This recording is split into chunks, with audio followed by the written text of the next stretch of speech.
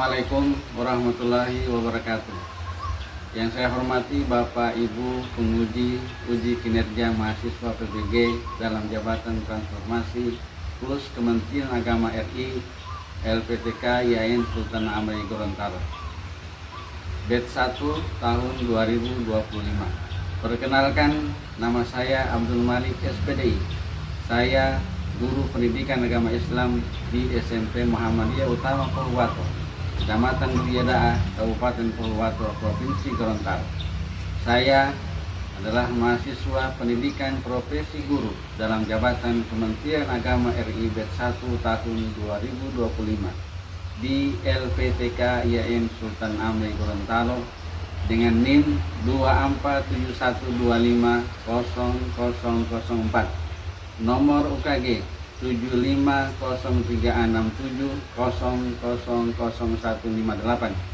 Pada hari ini, Senin tanggal 12 Mei 2025, saya akan melaksanakan praktek pembelajaran dalam rangka penilaian uji kinerja dengan menggunakan model pembelajaran PBL pada materi Al-Quran dan Hadis sebagai pedoman hidup. Mata pelajaran pendidikan agama Islam kelas 7. Terima kasih, mohon arahan dan bimbingan dan selamat menyaksikan. Wassalamualaikum warahmatullahi wabarakatuh.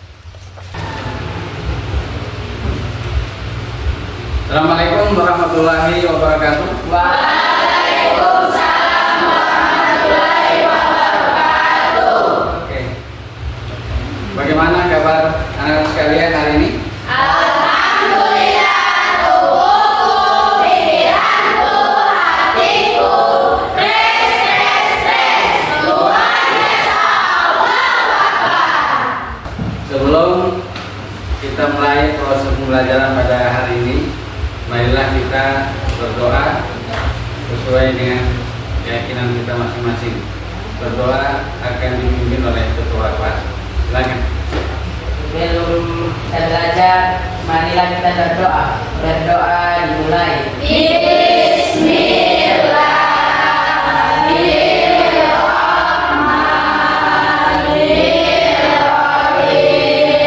Raditu billahi rabban wa bil islami dinan wa bil muhammadin nabiyya wa rasulah.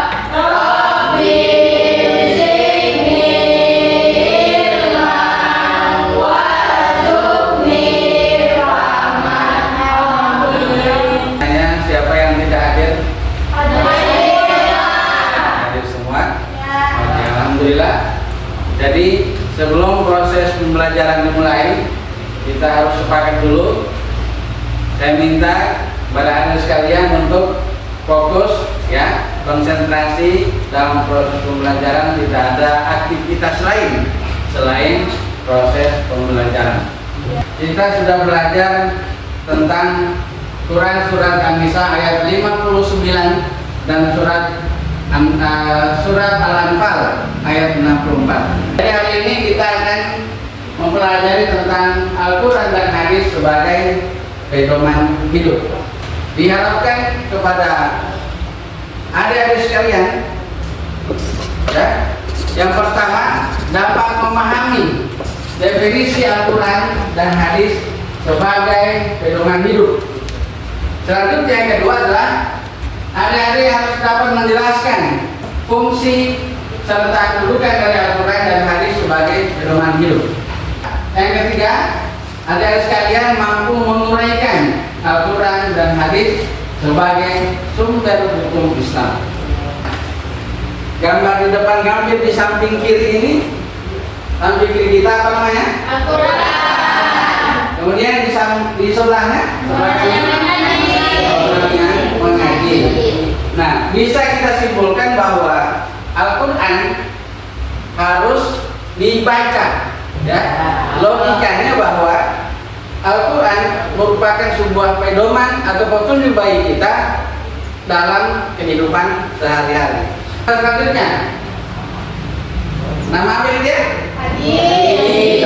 Kitab hadis. Selanjutnya, Belajar. Oke. Jadi di gambar sebelah adalah orang yang sedang membaca hadis, ya, kitab-kitab hadis. Jadi Al-Quran dan hadis merupakan sebuah pedoman bagi umat manusia sebagai petunjuk dan hidayah bagi manusia yang ingin berjalan dengan baik dalam kehidupannya di dunia ini. Maka hadis atau Al-Quran dan hadis merupakan sumber hukum Islam. Ya? Oke.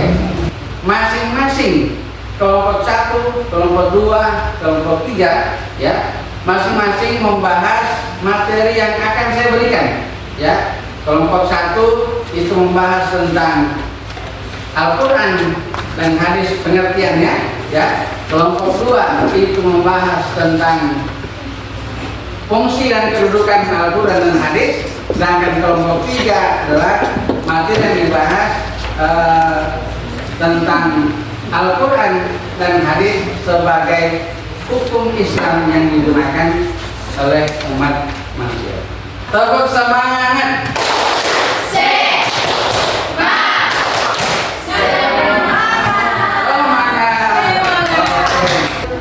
Pada akhir pembelajaran ada asesmen atau penilaian yang akan diberikan, ya. Jadi betul-betul dan serius melaksanakan tugas yang akan diberikan. Boleh juga melihat di media sosial, ada notebook yang sudah diberikan, lihat di situ. Boleh juga lihat di HP. Ingin mencari apa bahan-bahan baca sebagai tambahan dalam diskusi.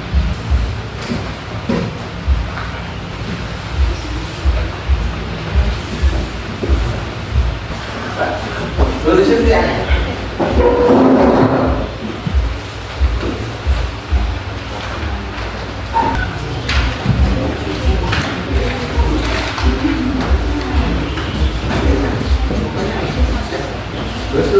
Jadi jangan lupa silakan cari bahan di laptop atau di HP, ya.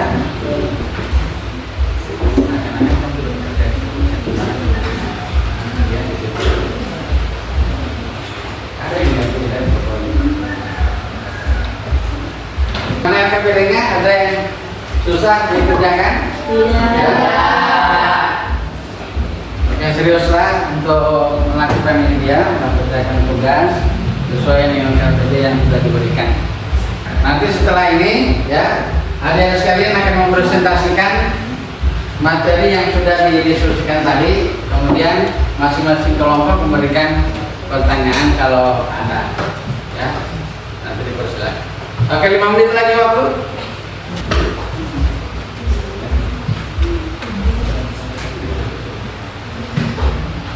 Kalau ada yang tidak dipahami ditanyakan, ya, tentang LKPD yang sudah diberikan. Yang semangat lagi dapat mari terang. Tepuk tangan semangat dulu, ya. Tepuk semangat.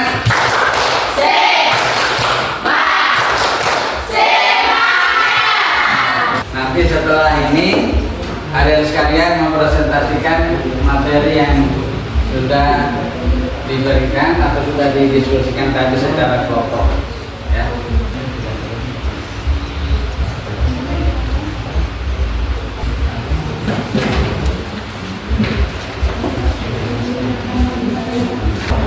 Oke, alhamdulillah sudah selesai pelaksanaan diskusi melaksanakan tugas LKPD. Saya minta dari masing-masing kelompok untuk mempresentasikan masing-masing di depan. Dimulai dari kelompok 1, silakan. Kelompok 1 akan memaparkan hasil kerja kelompok kami, yaitu definisi dari Al-Quran dan hadis. Secara bahasa, Al-Quran berarti bacaan atau yang dibaca, berasal dari kata kerja qira'ah yang berarti membaca. Al-Quran menurut istilah, Al-Quran adalah wahyu Allah yang diturunkan kepada Nabi Muhammad SAW melalui malaikat Jibril. Dan hadis menurut istilah, hadis segala ucapan, perbuatan, keadaan atau persetujuan takrir Nabi Muhammad SAW. Ya, silakan dari kelompok 1. Mungkin ada yang bertanya? Saya Ya, silakan. ingin bertanya mengapa kita harus membaca Al-Quran. Sebagai umat yang beragama, kita wajib membaca Al-Quran sebab Al-Quran merupakan wahyu Allah. Sekarang giliran untuk kelompok 2 memaparkan materi tentang fungsi dan kedudukan dari Al-Quran dan hadis. Silakan. Assalamualaikum warahmatullahi wabarakatuh. Waalaikumsalam warahmatullahi wabarakatuh. Al-Quran dan hadis memiliki fungsi yang sangat penting dalam Islam. Al-Quran menjadi sumber utama ajaran dan hukum Islam, serta pedoman hidup bagi umat Muslim. Hadis sebagai sumber ajaran kedua berfungsi menjelaskan keumuman Al-Quran dan memberikan rincian hukum-hukum yang tidak dijelaskan secara detail dalam Al-Quran. Oleh karena itu kami ingin bertanya, apa fungsi dari Al-Quran? Fungsi dari Al-Quran adalah wahyu langsung dari Allah Subhanahu wa Ta'ala yang berisi ajaran-ajaran Islam, hukum dan petunjuk hidup. Oke.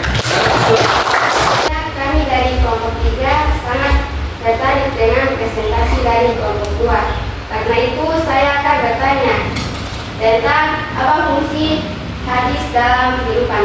Hadis berfungsi menjelaskan keumuman Al-Quran dan memberikan rincian-rincian hukum yang tidak dijelaskan secara detail. Oke.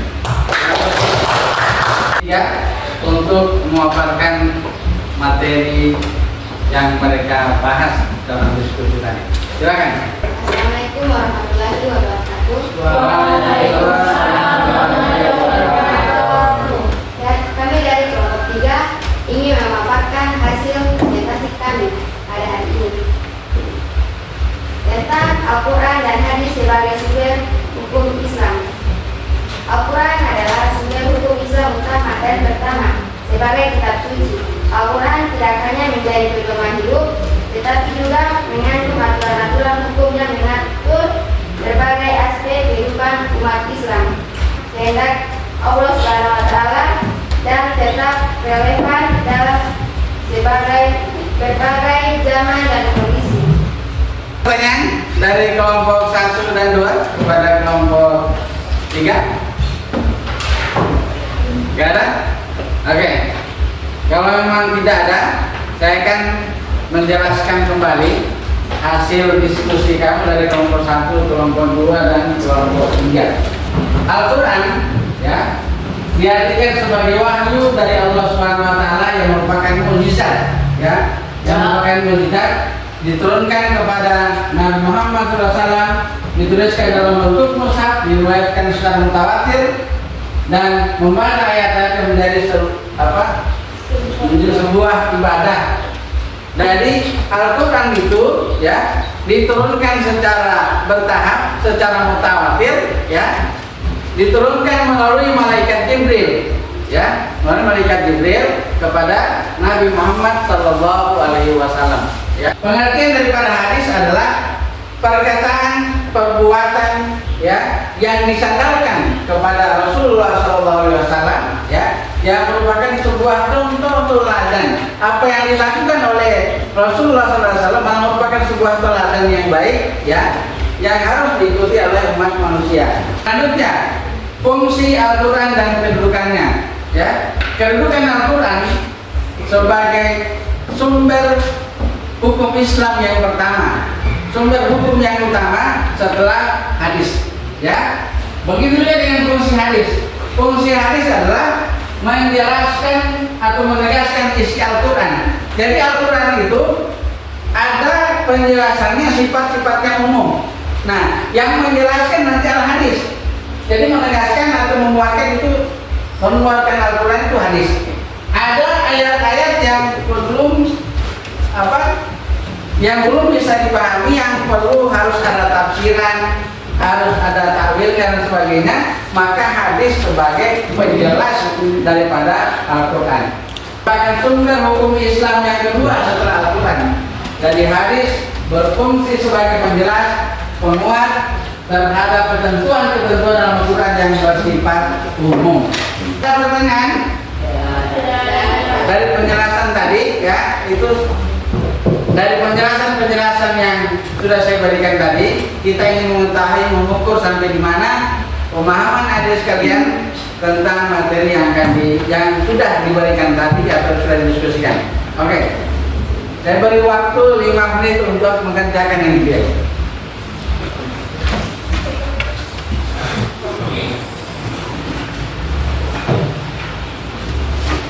Konsentrasi diri sendiri bekerja, ya, begitu. Tidak ada yang menyontek atau melihat punya temannya.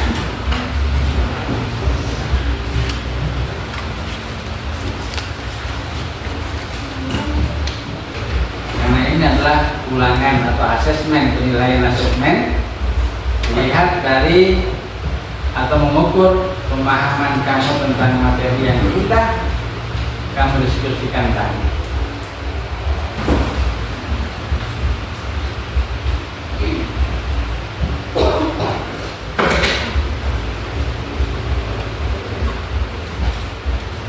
Oke, kita kumpul. Saya akan kumpul satu-satu.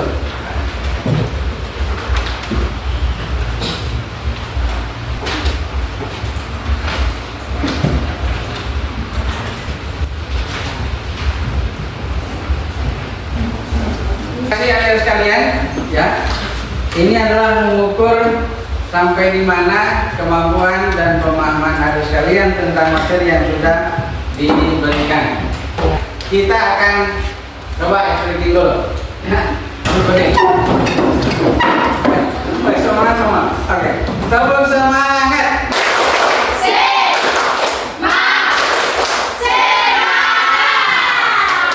Ya. Setelah kita melakukan asesmen penilaian yang sudah diberikan tadi, maka kita sama-sama membuat kesimpulan. Kelompok ini siapa yang dapat memberikan kesimpulan? Dapat diseruni. Ya, pada pembahasan hari ini saya dapat menyimpulkan bahwa ternyata Al-Quran berasal dari kata kerja qara'a membaca dan berarti bacaan atau yang dibaca, dan hadis segala ucapan, perbuatan, keadaan atau persetujuan takdir Nabi Muhammad SAW. Berikan apa dulu? Al-Quran dan hadis adalah Al-Quran merupakan wahyu Allah Subhanahu wa Ta'ala yang diberikan kepada Nabi Muhammad SAW melalui malaikat Jibril. Sedangkan hadis adalah perbuatan, perkataan, tingkah laku yang disandarkan kepada Rasulullah SAW, dan itu disebut dengan sebuah hadis. Ya. Al-Quran juga berisi ajaran, petunjuk umum yang menjadi landasan dalam berbagai aspek kehidupan, termasuk hukum moral dan spiritual. Minggu depan, ya, lanjut dengan materi yang akan datang, ya. Setelah kita simpulkan sama-sama hari ini, minggu depan kita akan membahas tentang zakat fitrah. Jadi di rumah, ya, silakan dicari-cari materi tentang zakat fitrah, sehingga pada proses selanjutnya kita akan sama-sama membahas apa itu zakat fitrah, apa itu zakat, apa itu zakat mal. Oke, tepuk tangan dulu. Selanjutnya, sebelum berakhir proses pembelajaran ini, marilah kita tutup dengan berdoa. Ya, silakan berdoa dengan membaca surat Al-Fatihah saja. Silakan sama-sama. Bismillahirrahmanirrahim. Alhamdulillahirabbil alamin. Ar-Rahmanirrahim. Maliki yaumiddin. Iyyaka na'budu wa iyyaka nasta'in.